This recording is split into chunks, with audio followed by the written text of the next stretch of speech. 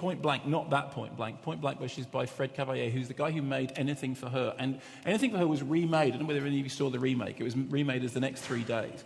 And in the remake, the central character was Russell Crowe. The original was really good because the original was a story about an ordinary guy in extraordinary circumstances. It was about a man whose wife was suddenly convicted of murder, and he suddenly realized that he didn't have a wife anymore, and what was he going to do about it, and he was going to have to arrange a prison break. And then they remade it with Russell Crowe. And the remake didn't work because once the hero was played by Russell Crowe, the idea of the guy being an ordinary character, which was so interesting about the first film, went out the window. And in the case of Point Blank, there's a similar setup, which is at the very beginning of it, you have a guy, a hospital worker, a male nurse, and he's looking after somebody who's been brought in with a gunshot wound. He suddenly finds out that his pregnant wife has been kidnapped, and he has been told by the kidnappers that he has to get the wounded guy out of the hospital and bring him to them, otherwise he won't see his wife again. The next thing you know, he's involved in crime and all manner of goings-on. And the central theme of the film, again, is that idea that he's an ordinary guy in extraordinary circumstances. The problem with it is that it almost felt like it was already the American remake, and that the guy knows how to direct, he knows how to do sort of tense, taut thrillers, and he's very good at action sequences, but